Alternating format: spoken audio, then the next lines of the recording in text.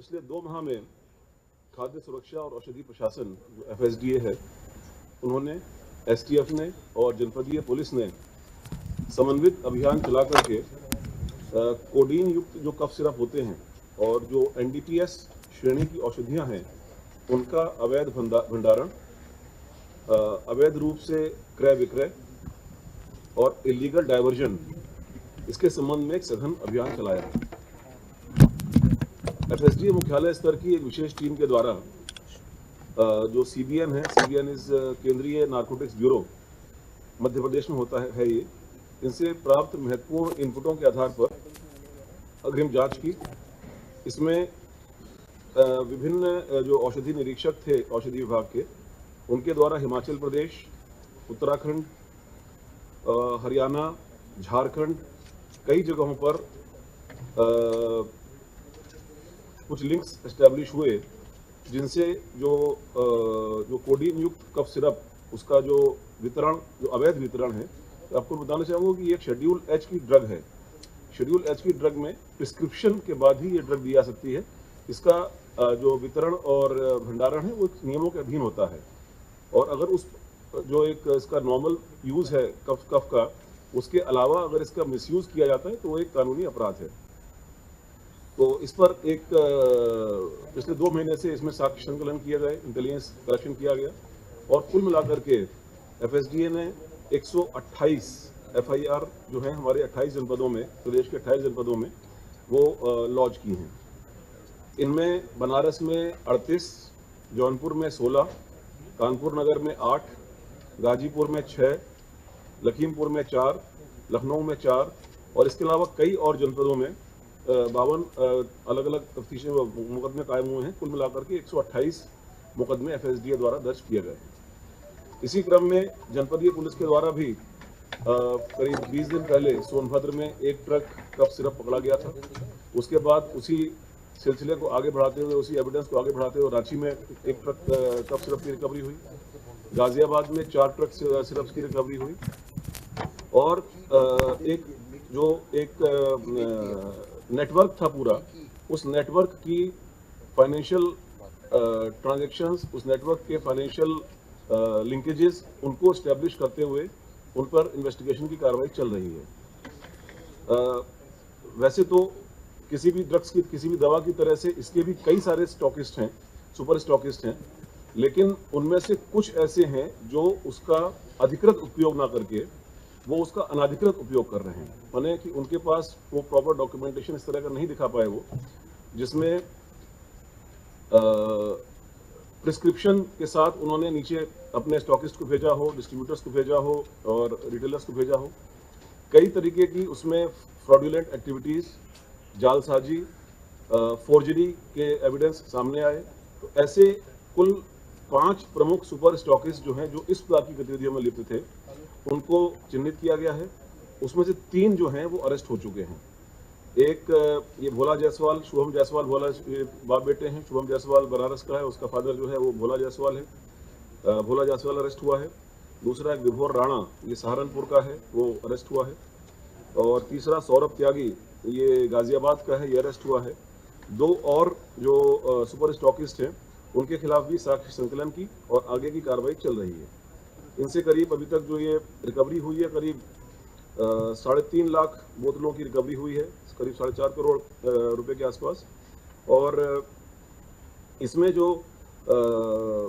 आगे की इनके डाइवर्जन के, अवैध व्यापार के जो साक्ष्य मिले हैं, उन पर जो इनके आगे की कार्रवाई है वो चल रही है। अभी तक टोटल मिलाकर के करीब 32 लोग और अरेस्ट किए गए हैं, जो कि इसी इलीगल धंधे से जुड़े हुए हैं। बाकी इसमें जो FSDA की कार्रवाई है उसके बारे में डिटेल में कमिश्नर FSDA मिसेस रोशन जैकब वो बताएंगी, और उसके बाद आपके कोई प्रश्न होंगे तो उसको स्पष्ट करेंगे।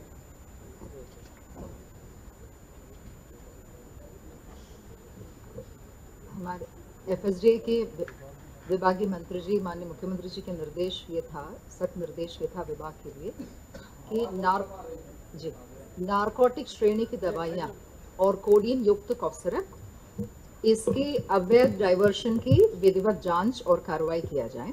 तो नारकोटिक श्रेणी की दवाइयां मतलब टैबलेट्स है जैसे ट्रेमाडोल, अल्प्राजोल और कोडीन युक्त कफ सिरप। इसमें मैं शुरू में क्लैरिटी एक देना जरूर चाहूंगी कि इसमें प्रतिबंधित दवा नहीं है, जैसे सर ने बोला एक शेड्यूल एच प्रिस्क्रिप्शन ड्रग है जो कि प्रिस्क्रिप्शन पे देना है। कोडीन रखना या उसको बेचने में कोई गलत नहीं है, वो बिल्कुल विधिक है। समस्या केवल तब है जब थोक मात्रा में सप्लाई करते हैं और उसकी सपोर्टिंग डॉक्यूमेंट्स नहीं रहता है, जैसे परचेस और सेल की आवश्यक प्रपत्र जब नहीं रहता है तब लाइसेंसिंग अथॉरिटी के तौर पे एफएसडीए इसको वो गलत मानते हैं। तो और दूसरा एक और कंफ्यूजन देखा है इस बीच में कि जो पीडियाट्रिक कफ सिरप को लेकर एक दुखद घटना जो मध्य प्रदेश में हुआ था जिसमें कुछ बच्चों की डेथ हुई थी, उसमें और इसमें कोई कनेक्शन नहीं है। उसकी जांच अलग से हो चुकी है और ऐसे कोई भी जानलेवा जो पीडियाट्रिक कफ सिरप है यूपी में नहीं मिला। वो सभी जनपदों में और कई सारे ब्रांडों की जांच होकर वो पुष्टि कर चुकी है।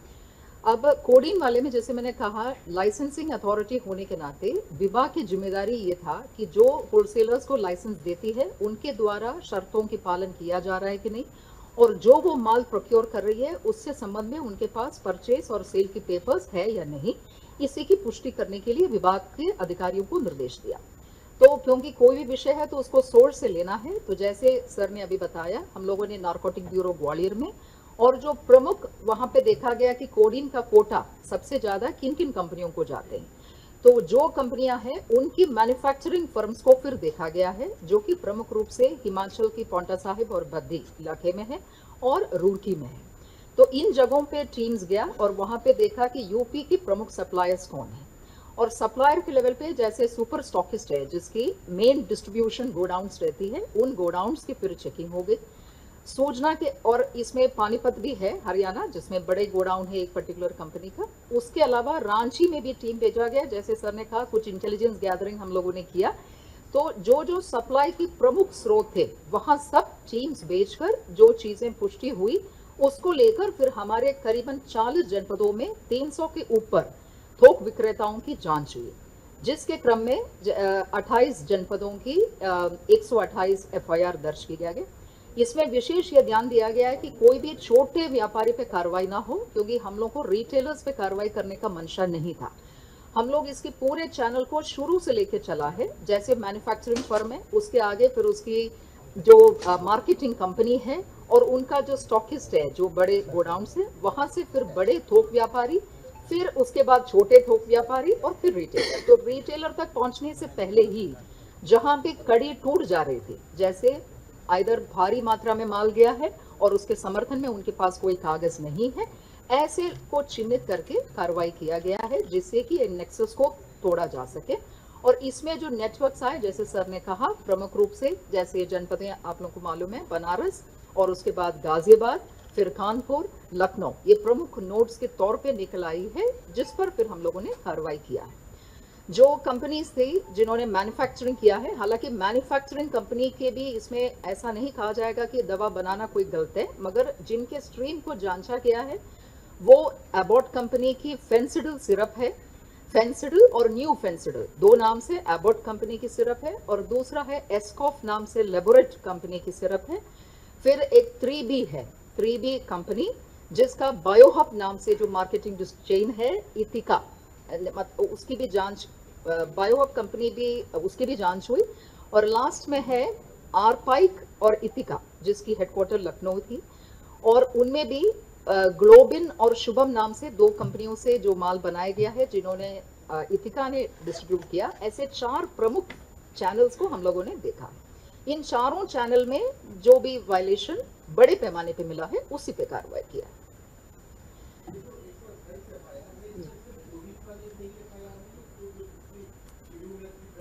शेड्यूल एच ड्रग्स पे भी कुछ है जी, दोनों शामिल है, दोनों। ट्रेमाडोल यस जी, वो भी जांच है जी जी। सभी मंशा केवल कफ सिरप की नहीं थी, मंशा यही थी कि जो नशे के रूप में दुरुपयोग किया जा सकता है ऐसे चीजों की अवैध डाइवर्शन को रोका जाए, यही मंशा थी।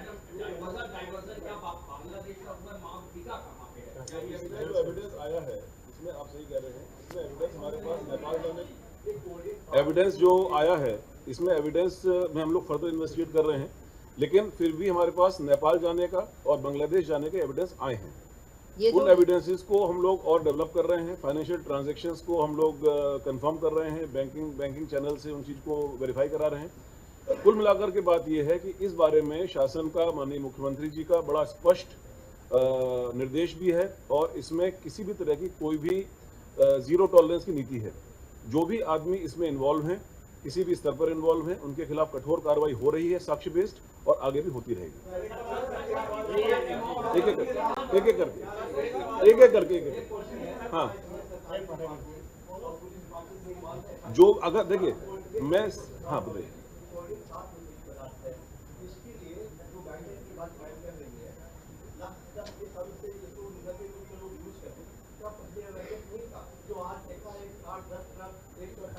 नहीं, ये तो देखिए ऐसा है ना, ये तो वाली बात हुई।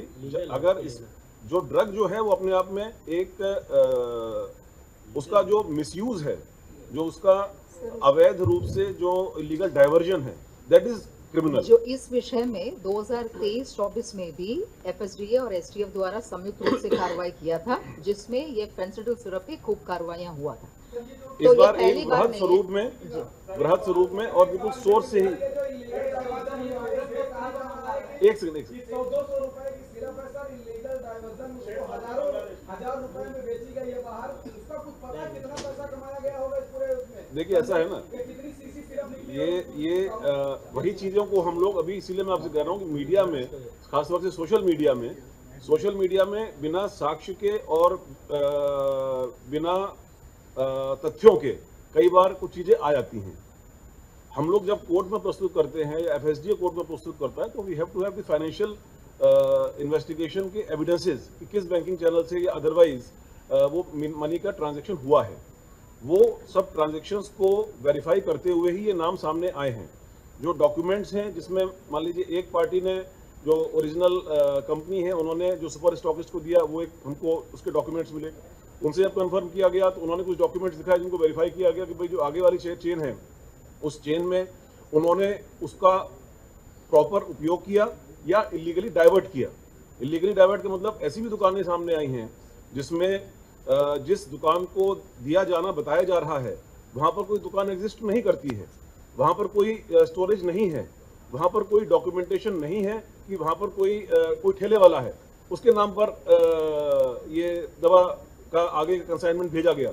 तो मीनिंग देयर बाई कि जो ये मेन लोग हैं, ये इसको इलीगली डाइवर्ट कहीं और कर रहे थे और उस चैनल से, उसी जहाँ पर डाइवर्ट कर रहे थे वहाँ से पैसा आ रहा था, पेपर पर इनको दिखा रहे थे।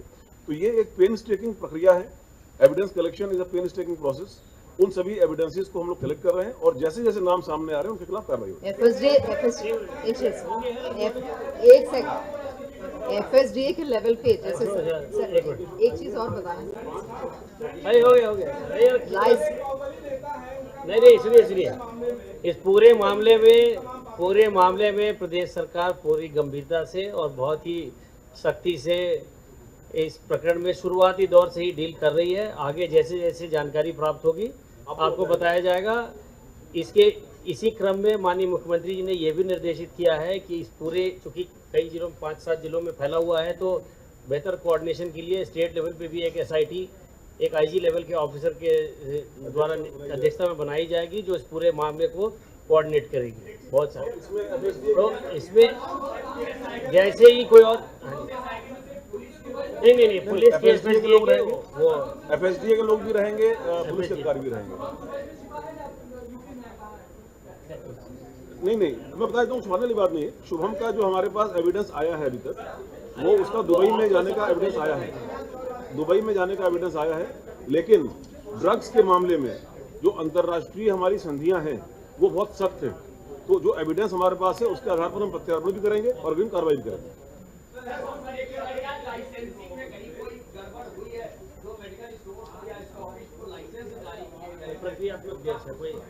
इसमें दो चीजें हैं। एक तो जो लाइसेंस पाया गया है वो करीबन 280 को हम लोगों ने नोटिस दिया है कैंसिलेशन के लिए, जो एफआईआर के अलावा लाइसेंस कैंसिलेशन भी जरूरी है। मगर वो ड्रग एक्ट के तहत नोटिस दे के और स्पीकिंग ऑर्डर से खारिज होना होता है, तो वो प्रक्रिया भी चल रही है। सभी को नोटिस दिया, कैंसलेशन होगा। विभागीय अधिकारियां, कुछ लोगों ने अच्छा भी कार्रवाई किया है और कहीं पे जो लापरवाही या संलिप्तता पाया गया है वो भी घटा है और माननीय मुख्यमंत्री जी की तरफ से उस पर भी कार्रवाई है। आगे विभागीय मंत्री जी को सारा चीज प्रस्तुत किया जाएगा। जी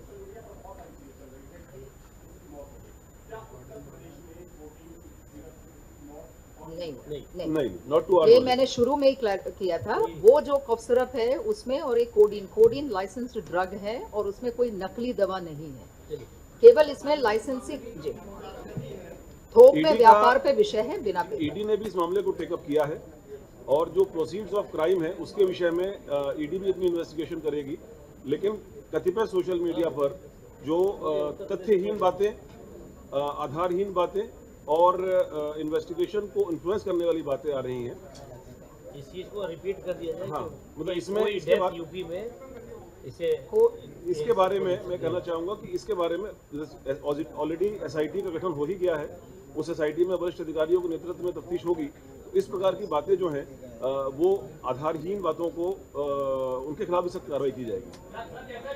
अरे होगा कितना एक आदमी कितना सवाल करेगा? अब ये इसके बाद ये कोई क्वेश्चन होता है। नश जैसे जैसे पता चलेगा वो बता दिए।